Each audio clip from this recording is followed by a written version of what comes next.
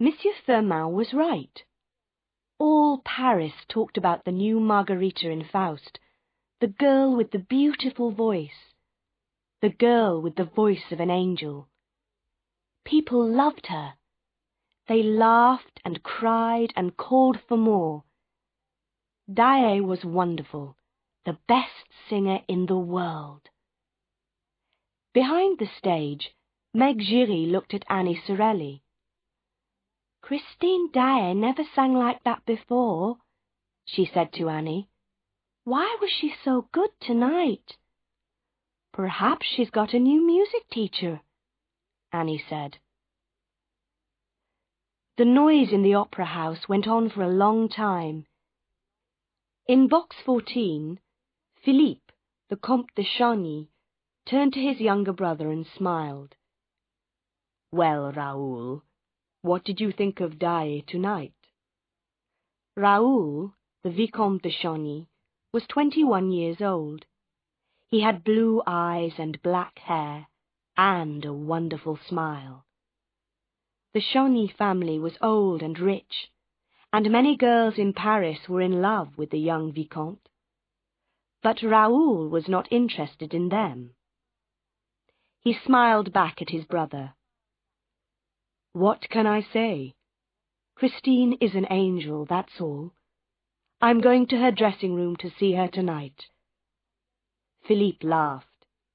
He was 20 years older than Raoul, and was more like a father than a brother. "Ah, I understand," he said. "You are in love. But this is your first night in Paris, your first visit to the opera. How do you know Christine Daae?" "You remember 4 years ago, when I was on holiday by the sea in Brittany?" Raoul said. "Well, I met Christine there. I was in love with her then, and I'm still in love with her today." The Comte de Chagny looked at his brother. I see," he said slowly. "Well, Raoul, remember she is only an opera singer. We know nothing about her family." But Raoul did not listen. To him, good families were not important, and young men never listened to their older brothers. There were many people in Christine Daae's dressing room that night, but there was a doctor with Christine, and her beautiful face looked white and ill. Raoul went quickly across the room and took her hand. "Christine, what's the matter? Are you ill?" He went down on the floor by her chair. "Don't you remember me? Raoul de Chagny, in Brittany." Christine looked at him, and her blue eyes were afraid.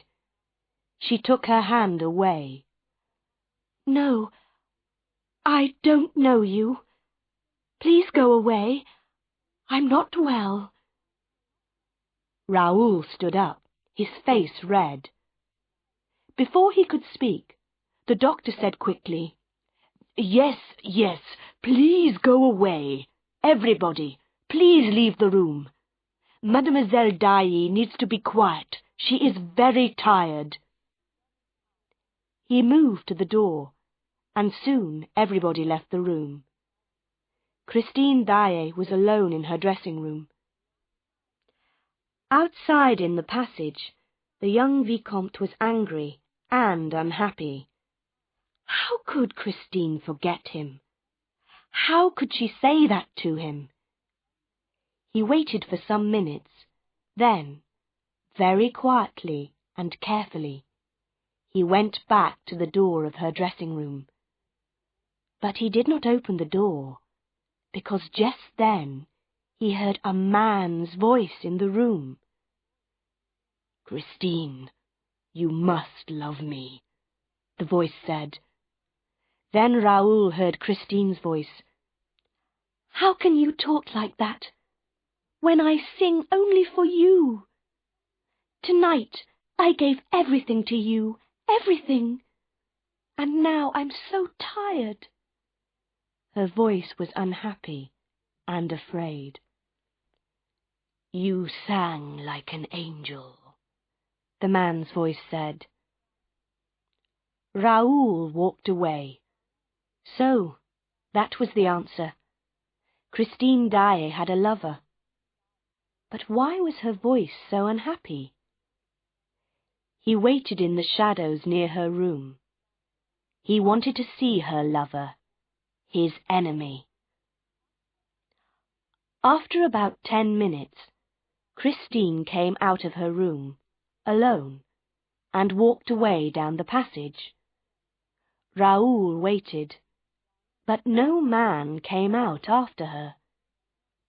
There was nobody in the passage, so Raoul went quickly up to the door of the dressing room, opened it, and went in. He closed the door quietly behind him, then called out, "Where are you? I know you're in here. Come out."